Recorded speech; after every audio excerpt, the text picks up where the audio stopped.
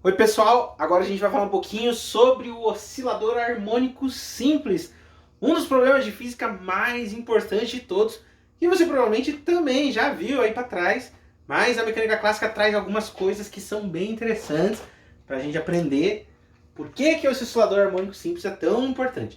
Então veja, a gente vai tratar o problema do oscilador harmônico simples, vou explicar aqui quais são as restrições que a gente costuma utilizar, falar um pouco sobre essa equação diferencial, você vai perceber que é uma equação diferencial ordinária. Se você já fez EDO, provavelmente já sabe a solução de alguma delas, ou já viu algumas equações parecidas, dá para ter uma noção de como que a gente resolve.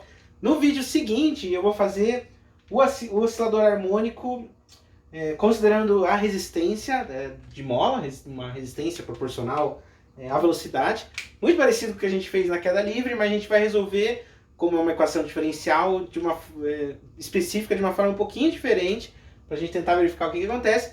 E eu vou deixar a título de curiosidade para vocês pesquisarem um pouco sobre outros, como o oscilador harmônico forçado, que você considera uma força. Já coloco eles aqui para a gente discutir, cuja técnica de resolução é um pouquinho mais complicada, mas passa também pelas técnicas de equações diferenciais ordinárias, tá? Então, note, que problema que a gente está resolvendo quando a gente está falando de OHS, oscilador harmônico simples?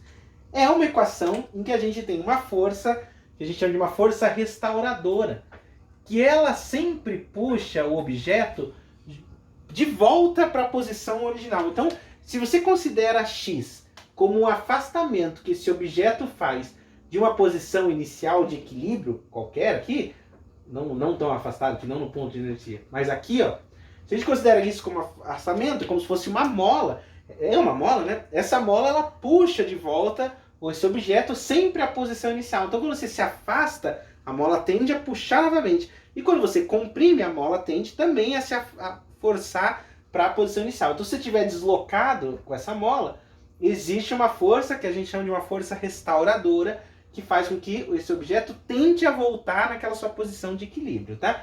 Essa força é dada por essa grandeza aqui. A gente já discutiu sobre essa força aí para trás quando a gente estava resolvendo um problema de mola. Inclusive o primeiro é um problema que a gente já fez. Procura lá atrás, caso eu me lembre de postar, eu também posto aqui. E, bem, agora veja, a gente pode calcular, e a gente fez isso lá na aula de energia potencial, acabei de lembrar, que a energia potencial disso daqui é dado por meio de kx². Então você deve lembrar desses dois resultados que estão aqui, né? Agora veja, a equação do movimento considerando a força de mola é dada por isso daqui, ó. Massa vezes aceleração é igual às forças e vai ficar igual a menos kx. Só que vamos deixar tudo assim, ó, na forma explícita, ó, mais kx igual a zero.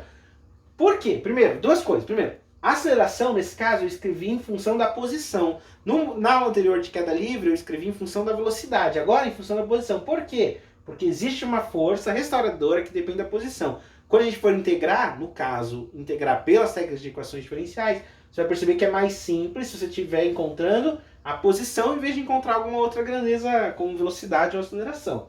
Ótimo, então eu escrevi em função de posição. Mas ainda é massa vezes aceleração, né? Agora, eu escrevi tudo do mesmo lado para você reconhecer isso como uma equação diferencial de segunda ordem, e aqui é um termo que depende de x, igual a zero, uma equação diferencial de primeira ordem homogênea. E existem técnicas para resolver isso daqui. Você pode resolver pelas técnicas de equações diferenciais ou acompanhar naquele vídeo que a gente fez antes, que a gente resolve isso aqui na mão. Também pode ser feito sem problema nenhum, tá? Agora, note, essa equação aqui representa o caso mais simples de mola. Se você considerar uma força de atrito proporcional à velocidade, você acaba escrevendo assim, ó.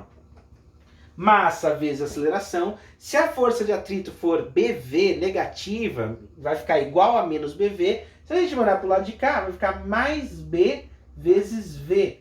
V é a taxa de variação da posição e som do tempo, né? Mais K vezes X, que é a força de mola. Essa equação que a gente está aqui agora é o oscilador harmônico simples, que é o mesmo que eu tenho aqui, ó. Esse aqui é o oscilador harmônico simples. Só que é o oscilador harmônico simples com atrito.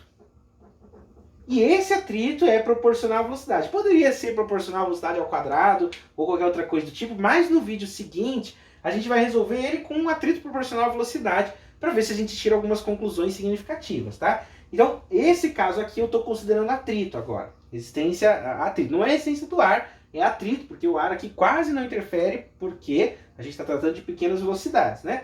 Agora, se você tiver uma força externa, geralmente você acaba numa equação desse tipo, ó.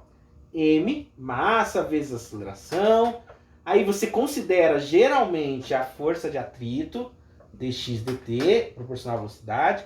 Considera que tem uma força restauradora que está fazendo com que o movimento aconteça, volte à posição de equilíbrio. E porventura, às vezes, você tem uma força que depende do tempo. Essa força que depende do tempo é uma força, por exemplo, um impulso que você faz a cada pouco nesse objeto. Ele chegou aqui, você empurra, empurra, empurra e vê o que acontece. Por mais que tenha perda de energia por causa do atrito, tem ganho de energia por causa do impulso, é uma possibilidade. Outra possibilidade é você, de fato, segurar o objeto e fazer uma força a todo momento. Mas o importante é que esse oscilador harmônico simples, quando considera atrito e também considera uma força, é chamado oscilador harmônico simples forçado.